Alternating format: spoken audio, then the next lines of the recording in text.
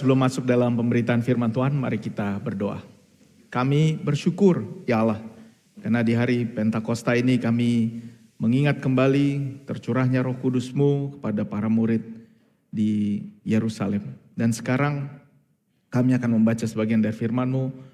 Biarlah Roh Kudus-Mu menyertai kami sehingga kami boleh mendengar dengan baik, memahami, dan juga menjadi pelaku firman dalam kehidupan kami. Ajari kami ya Allah, dan biarlah damai sejahtera-Mu yang melampaui segala akal memelihara hati dan pikiran kami dalam Kristus Yesus. Amin.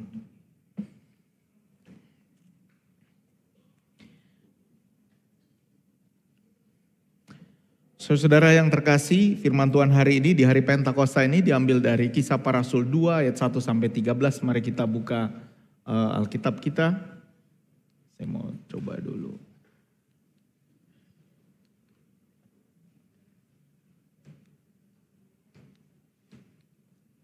Ini kan?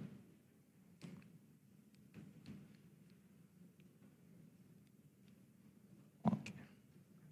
Kisah Para Rasul 2 ayat 1 sampai 13. Saya akan baca dari Alkitab terjemahan baru 2. Pentakosta. Ketika tiba hari Pentakosta, mereka semua berkumpul di satu tempat. Tiba-tiba terdengarlah bunyi dari langit seperti tiupan angin keras yang memenuhi seluruh rumah tempat mereka duduk.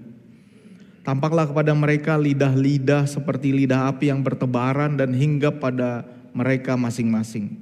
Lalu mereka semua dipenuhi dengan Roh Kudus dan mulai berbicara dalam bahasa-bahasa lain seperti yang diberikan oleh Roh itu kepada mereka untuk dikatakan. Waktu itu di Yerusalem tinggal orang-orang Yahudi yang saleh dari segala bangsa di bawah kolong langit. Ketika terdengar bunyi itu berkerumunlah orang banyak. Mereka terkejut karena mereka masing-masing mendengar orang-orang percaya itu berbicara dalam bahasa mereka sendiri. Mereka tercengang-cengang dan heran lalu berkata, "Bukankah mereka semua yang berbicara itu orang Galilea? Bagaimana mungkin kita masing-masing mendengar mereka berbicara dalam bahasa kita sendiri, yaitu bahasa tempat kita dilahirkan? Kita orang Parsia, Media, Elam, penduduk Mesopotamia, Yudea dan Kapadokia, Pontus dan Asia, Frigia dan Pamfilia, Mesir dan daerah-daerah Libya yang berdekatan dengan Kirene. Pendatang-pendatang dari Roma, baik orang Yahudi maupun penganut agama Yahudi, orang Kreta dan orang Arab, kita mendengar mereka berbicara dalam bahasa kita sendiri tentang perbuatan-perbuatan besar yang dilakukan Allah." Mereka semuanya tercengang-cengang dan sangat termangu-mangu sambil berkata seorang kepada yang lain, "Apa artinya ini?"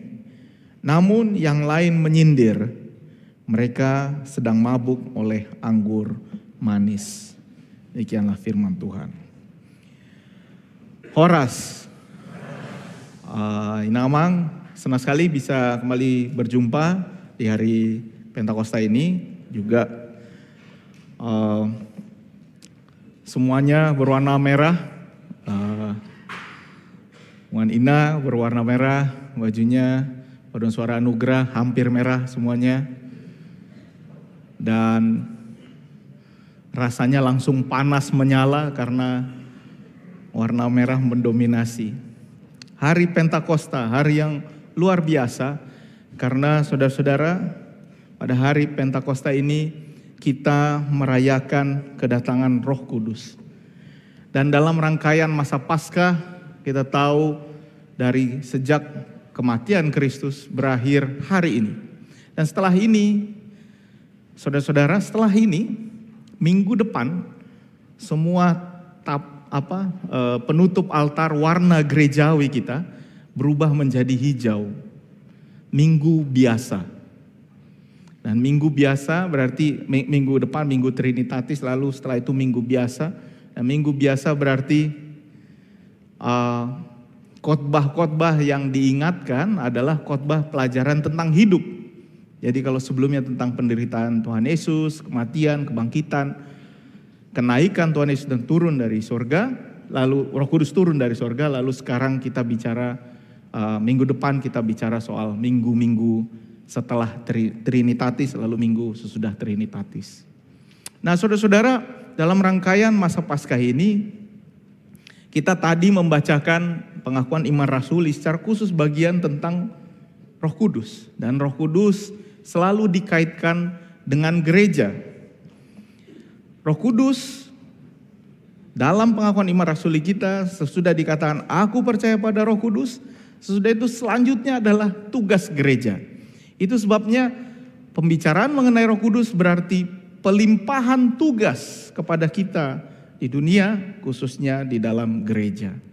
Roh Kudus, suatu hal yang betul-betul menuntun hidup kita, namun kadang-kadang juga membuat kita bertanya-tanya, bagaimana cara membedakan suara roh dan suara diri sendiri? Mungkin di antara kita ada yang sering mendengar suara-suara di dalam dirinya, ada? Kalau ada itu agak periksakan dulu. Terutama kalau lapar ya, kalau lapar itu lain. Tapi saudara-saudara, bagaimana kita membedakan Roh Kudus? Kebetulan dalam perjalanan, dalam beberapa bulan belakangan ini saya sering keliling ibu bapak, saudara, dan pada akhirnya apa yang saya temui adalah bahwa gereja-gereja punya berbagai keunikan karena kita semua mengaku memiliki Roh Kudus. Tetapi pertanyaannya adalah bagaimana menguji roh? Terutama dengan tersedianya berbagai ajaran di tengah-tengah kita, dan kata ini menjadi kata yang lumayan maju belakangan. Saya nggak tahu para inang, kaum Ina sudah mendengar? Orang Puan sudah mendengar? Progresif. Dari mana datangnya istilah ini dan kenapa sekarang jadi agak naik?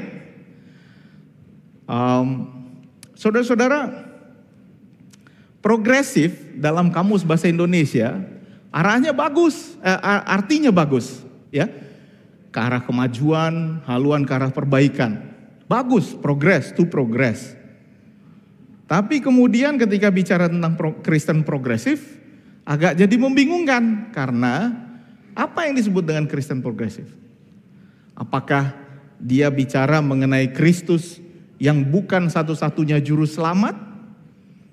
Jadi itu ada, kalau ibu bapak agak mendengar belakangan ini muncul teologi-teologi yang baru, atau apakah bicara tentang tidak ada neraka atau semua akan diselamatkan pada akhirnya? Nanti saya akan jelaskan, tenang ibu bapak, tenang dulu. Sabar, baru pembukaan. Atau apakah mereka memberi penekanan kepada kemanusiaan seseorang? Nah, Kristen progresif sebenarnya belum ada definisinya, saudara-saudara. Tetapi ini beredar dan banyak ditanggapi orang-orang. Cukup banyak yang bertanya pada saya, tolong Amang buat video untuk menjelaskan apa ini. Lalu saya pikir sebenarnya ada hal yang lebih krusial di balik ini, di balik fenomena ini, yang sebenarnya gereja-gereja akan hadapi, yang kita semua akan hadapi. Dan itu berhubungan dengan gereja. Karena pertanyaannya bagaimana kita menguji roh. Saudara-saudara, dalam perjalanan keliling ke berbagai daerah hari minggu lalu saya masih baru dari Ambon, sebelumnya dari Manado, sebelumnya minggu depan saya ke Jogja, lalu ke Kupang.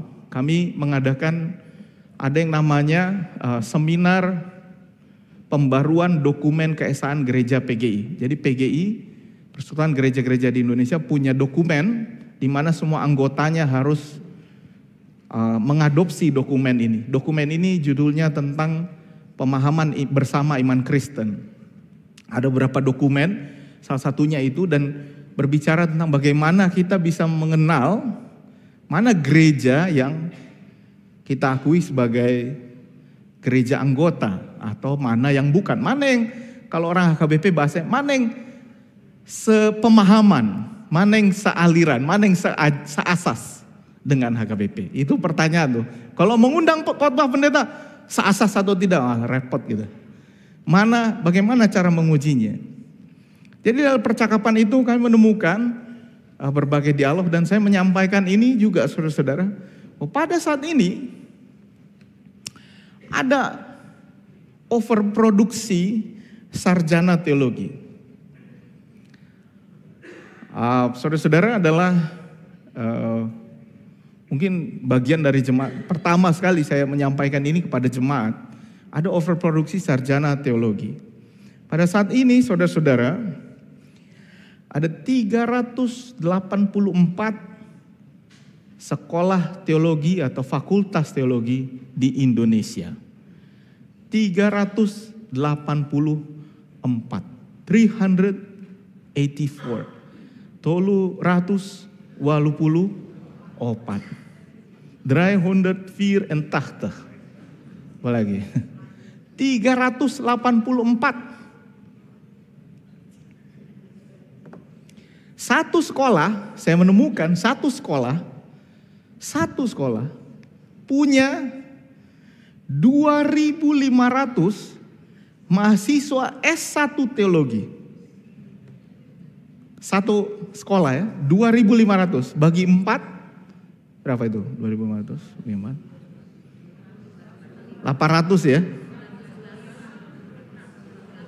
600. Inilah kalau belajar teologi matematika makin kurang, tolong dimaklumi. 600, bilanglah adalah yang tinggal kelas gitu kan, 500 lah, 500. Atau 600, hampir 600. 600 orang satu tahun, satu sekolah. Dan menurut saya ini yang terbanyak. Pendeta HKBP ada 2020. Kalau yang 4 tahun ini kuliah lulus semua, sudah lebih banyak dia dari seluruh pendeta HKBP. Tentu sekolah ini agak unik, dia yang terbanyak kedua jumlahnya 1.600 satu sekolah. Itu yang saya temukan. Lalu yang lain rata-rata 200, 100, 200, 300. Tapi rata-rata 200 kali 380 berapa? Tolong matematikanya, 200 kali 300 berapa? 60.000 lulusan keluar dari sekolah ini. Saya pernah menunjukkan ini di sini, tapi saya ulangi lagi. Ini data tahun 2020 sudah berkembang, saya agak malas memperbaikinya, tapi nanti saya akan perbaiki. Dari 384 ini 342 punya prodi yang tercatat, hanya 205 yang terakreditasi, 162 itu belum kadaluarsa, tapi kebanyakan statusnya C atau baik. 175 punya prodi S2, 56 yang terakreditasi, lalu 64 prodinya S3 dan hanya 13 yang terakreditasi. Begitu uniknya, saya mendukung orang yang mau sekolah Inamang asal dilakukan dengan serius. Begitu uniknya sampai kita bisa menemukan data dosen di PD Dikti. Saya mau kasih lihat Inamang. Kalau Inamang lihat di bawah, S2 2013, S3 2014. Mana Amang David? Amang berapa tahun Amang ngambil S3? 5 tahun. Kesel gak Amang lihat yang 1 tahun kelar Amang? Ini manusia jenius ala super. Ini bukan satu-satunya, cukup banyak yang seperti ini. Lihat ini. S2 2011, S3 2012. Lalu dia mengajar di sekolah itu. Bapak Ibu pernah dengar kalau film kungfu? Itu kan kalau film kungfu. Saya suka bertanya-tanya, oh salah bukan film silat lah. Saya suka bertanya-tanya, kenapa Brahma Kumbara? Dulu masih tahu gak sih Brahma Kumbara? Atau ini, sorry ya, ini generasi tua nih, teman-teman mahasiswa gak ada yang tahu nih. Generasi tua Brahma Kumbara. Kalau dulu kita lihat silat Indonesia itu kan jago sekali ya, lompat dari pohon ke pohon, terbang dan lain sebagainya. Kalau baca Kopingho luar biasa. Kok begitu melawan penjajah menyerah? Kemana yang terbang-terbang itu? Kan gitu. Itu pertanyaan saya. Lalu saya pikirkan, sesudah menonton film kungfu, saya baru tahu setiap guru kungfu selalu ada satu jurus pamungkas yang tidak diajarkan ke muridnya. Ya kan? Karena dia takut muridnya ada tahu kan, mengkhianati nanti. Jadi dia ada satu jurus. Masih ada satu jurus lagi. Sehingga semua murid selalu kehilangan satu jurus pamungkas.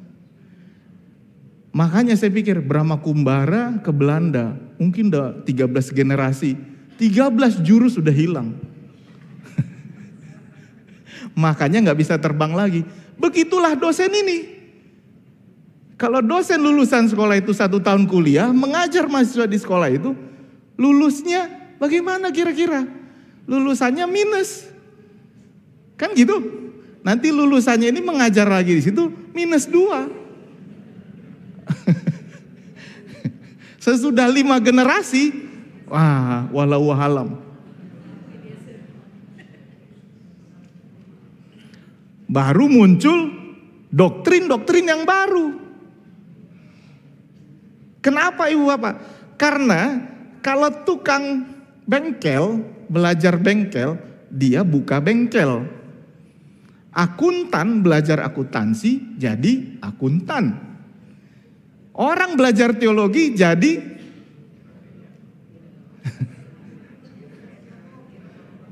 kalau gerejanya tidak ada, ngapain dia?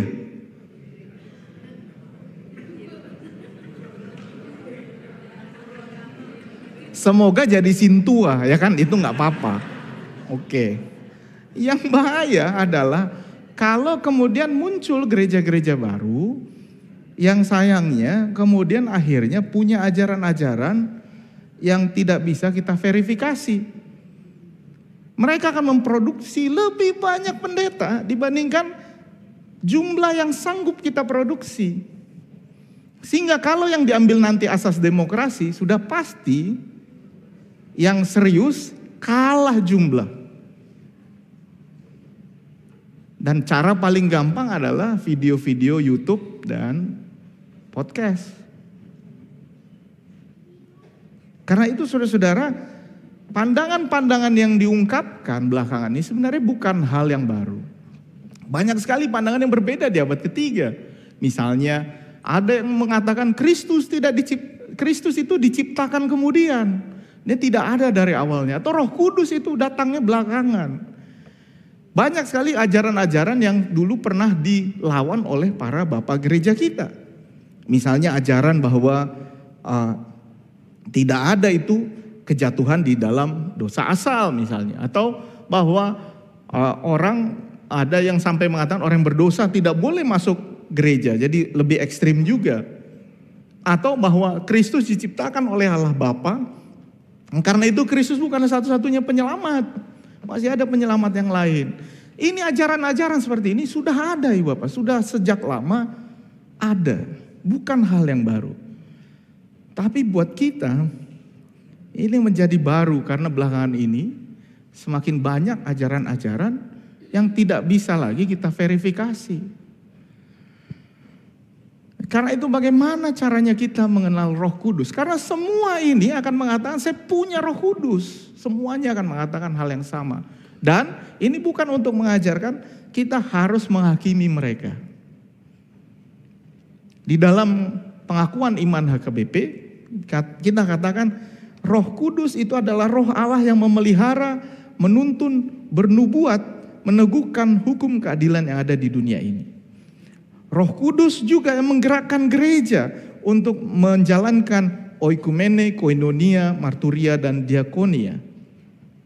Dan Roh Kudus juga yang mengajar tentang dosa, kebenaran, dan hukum. Sehingga meskipun kita semua punya bermacam latar belakang dalam gereja, tetapi Roh Kudus kita adalah satu. Satu baptisan, satu roh. Dalam Efesus 4. Dan Roh Kudus sering kita kenal, berada di dalam kita, Roh Kudus akan meminta kita melakukan hal-hal yang sesuai dengan firman Allah. Tetapi ada saatnya kita juga harus belajar mengenali roh yang ada pada orang lain. Jadi apa Roh Kudus ini? Roh Kudus ini adalah roh penolong, roh kebenaran. Karena itu kalau seseorang dikuasai Roh Kudus, harusnya yang keluar dari dia adalah kebenaran. Roh Kudus juga adalah roh penghibur, khususnya untuk mereka yang ada dalam duka cita. Kadang-kadang Roh Kudus juga disebut Roh Kristus, roh kehidupan. Ini semua merujuk kepada hal yang sama.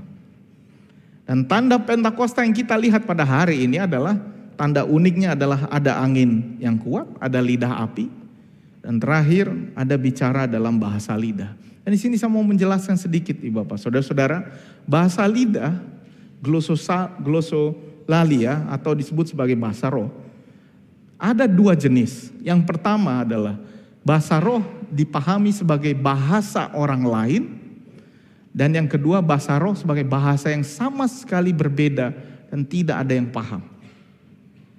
Ya, bahasa roh dalam Kisah Para Rasul 2, jadi pada waktu itu orang Israel adalah orang-orang diaspora.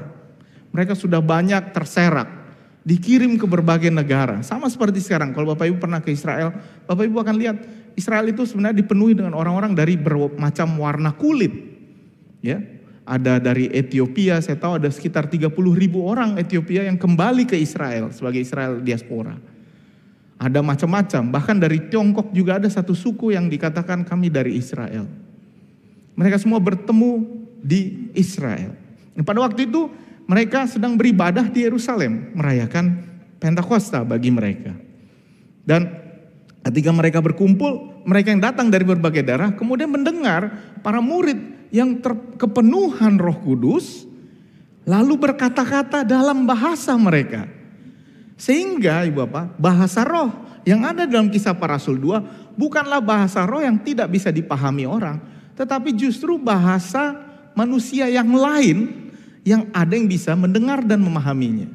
Jadi misalnya tiba-tiba, katakanlah kalau tiba-tiba kita di sini kepenuhan Roh Kudus, datang lidah api, datang angin ribut, lalu orang-orang di sini tiba-tiba jadi bahasa Yunani, tiba-tiba di sini bisa bahasa Afrikaans dari Afrika Selatan, bisa bahasa Korea. Kalau bahasa Inggris itu kita curigai kalau bahasa Inggris. Tapi tiba-tiba bahasa yang kita tidak sama sekali tidak pernah pelajari, lalu mereka bisa, sehingga dikatakan bukankah mereka orang ini orang Galilea? Nah, tetapi yang sering kita pahami bahasa roh adalah yang kedua. Yang kedua ini ada dalam 1 Korintus. Seseorang yang berkata-kata dalam bahasa roh sehingga memerlukan orang lain untuk mengartikan bahasa roh itu. Sehingga kalau saudara-saudara, Rasul Paulus kemudian mengingatkan dalam 1 Korintus, sekalipun aku berkata dengan semua bahasa, tapi jika aku tidak punya kasih, aku sama dengan gong yang berkumandang dan canang yang gemerincing. Apa maksudnya ini? Maksudnya adalah orang yang bernubuat, kata dia, lebih berharga daripada orang yang berkata-kata dengan bahasa roh. Tetapi kalau kamu berbahasa roh, kamu tidak ada yang bisa memahami, bagaimana orang mengerti? Karena itu seorang yang diberikan bahasa roh harus berdoa supaya ada yang bisa memahami dan mengartikan itu. Sehingga kemudian dikatakan, aku bisa bahasa roh, tapi aku lebih suka mengucapkan kata-kata yang bisa dipahami manusia. Dan ini dia. Sehingga baiklah orang-orang jika berkumpul yang punya bahasa roh, punya pengajaran, semuanya itu harus digunakan untuk membangun. Karena itu saudara-saudara, ketika kita punya Roh Kudus, kita yang ada dalam kehidupan dosa, kemudian menerima Roh Kudus dan mengakui Kristus sebagai Allah kita, kemudian di dalam Roh Kudus kita menjadi anak-anak Allah, nah pada akhirnya kita akan hidup di dalam Roh Kudus. Roh Kudus membantu kita untuk memahami ajaran yang berbeda dalam persekutuan. Bagaimana menguji roh? Ini dia. Yang pertama, mereka yang mengaku bahwa Kristus adalah penyelamat, Kristus adalah juru selamat, dipenuhi oleh Roh Kudus. 1 Yohanes 4 ayat 3. Jika dia mengatakan Kristus bukan juru selamat, that is not the Spirit.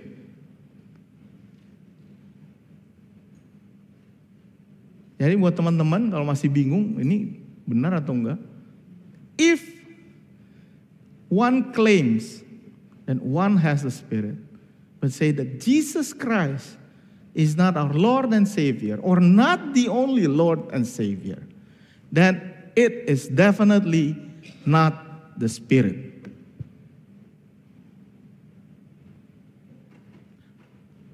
Jangan bingung. Kan meskipun sama-sama belajar teologi. Kedua, bahwa Roh Kudus akan mengajak kita mengatakan kebenaran.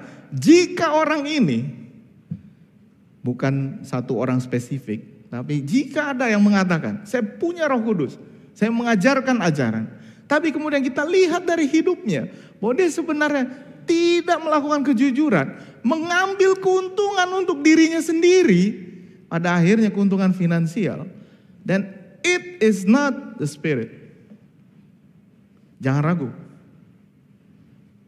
Sekolah boleh banyak, but definitely not the Spirit.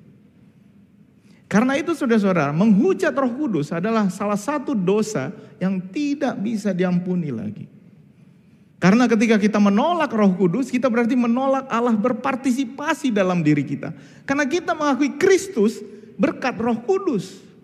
Kita boleh bilang, Kristus itu A, Kristus itu B, C. Tapi kalau ada Roh Kudus, at the end of the day, kamu akan mengakui bahwa Kristus is our Savior. Karena itu bagaimana mengenalinya? Saudara-saudara, salah satu poin yang mau saya angkat adalah ketika mengatakan pada akhirnya at the end of the day everybody will go into heaven. Atau pada akhirnya semua orang masuk surga. Itu salah satu ajarannya saudara-saudara. Nah saudara-saudara, satu cara untuk mengenal roh dan ajaran yang betul adalah selalu kembali kepada our basic is the Bible. Kalau kamu lihat ajaran berbasis logika memang bagus, but at the end of the day, pada akhirnya kamu harus memeriksa apakah dia betul-betul berasal dari firman Tuhan yang dituntun oleh Roh Kudus.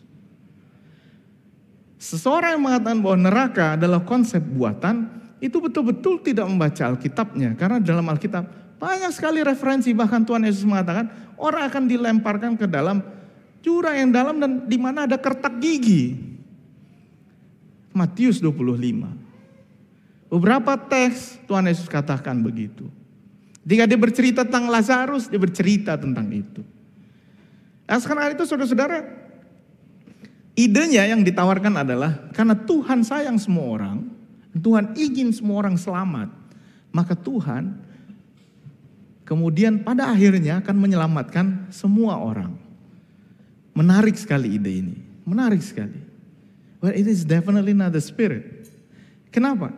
Karena saudara-saudara bisa bayangkan, kalau tidak ada penghakiman, saya bayangkan dulu, ini saya nggak pakai teks Alkitabnya ada. Kalau tidak ada penghakiman, what would happen to the world? Apa yang akan terjadi pada dunia? Kalau kita tidak percaya pada sistem, yang terjadi adalah kekacauan. Saya ulangi, kalau kita tidak percaya pada sistem, yang terjadi adalah kekacauan. Saudara-saudara, Tuhan selalu mengatakan, kamu tidak boleh membalas kejahatan. Pembalasan itu milikku. Aku akan memberikan keadilan kepadamu. Karena itu kalau kamu susah, pada akhirnya aku akan membebaskanmu. Jangan kamu sendiri melakukan pembalasan. Pembalasan itu adalah hakku. Aku yang menuntut pembalasan. Ibrani bahkan terakhir. Ibrani 10:30. Pembalasan adalah hakku. Sehingga kita punya konsep pengampunan. Pengampunan, saudara-saudara, tidak masuk akal. Karena pengampunan tidak sama dengan keadilan. Kalau mau adil, kalau ada yang nampar kita, tampar dia kembali. Itu adil namanya, ya kan? Betul nggak? Betul nggak, Ibu Bapak? Betul nggak? Mata ganti mata, gigi ganti gigi. Coba tanya sama ahli hukum kita, Bang David. Apa yang disebut adil? Kalau kau pukul aku, ku pukul kau. Beres. Jangan berlebihan. Kalau disenggol mata, senggol matanya. Jangan kau tikam dia. Gitu kira-kira. Itu namanya hukum keadilan. Tapi Tuhan bilang, kalau kau ditampar pipi kanan, kasih pipi kiri. Masuk akal nggak? Enggak, buat kita orang Batak. Masuk akal. Pengampunan dalam bahasa filosofisnya adalah melakukan ketidakadilan terhadap ketidakadilan. Saya ulangi. Jadi kan dia tidak adil sama kita, dia tampar kita. Lalu kita berlaku tidak adil sama dia dengan tidak menampar dia. Kalau mau adil, tampar dia. Makanya hukuman adalah keadilan terhadap ketidakadilan. Ya, kalau ada yang nyolong, kasih keadilan, penjarakan dia. Nah, ketika sistem tidak bekerja, ketika kita tahu, oh pada akhirnya semua masuk surga, ini balas dendam semua ini. Kenapa kita nggak balas dendam? Kalau semua kita masuk surga, kenapa saya nggak jadi orang jahat aja sekarang? Kalau semuanya masuk surga. Bapak Ibu, kenapa kita tidak melakukan pembalasan? Because we trust in God. Kita percaya pada sistem keadilan Allah. Di Indonesia, kalau kita nggak percaya pada sistem, kita melakukan apa yang namanya main hakim sendiri. Makanya Bapak Ibu, kalau saya lihat, saya kadang-kadang kasihan. Kalau maling, copet, digebukinnya, kayak semua orang emosi. Dia ikut mukul. Kenapa Pak ikut mukul? Bapak yang dijamret? Bukan, saya berantem sama istri saya tadi pagi, saya ikut pukul aja. Saya kesal gitu. Jadi keluar dia. Karena kesal, dia sikat. Kenapa? Karena dia tahu, paling nanti keluar surat pernyataan minta maaf, selesai kasus ini. Kan gitu. Tidak ada keadilan. Kalau tidak ada keadilan, kenapa kita semua tidak ikutan ngambil jatah di 271 triliun?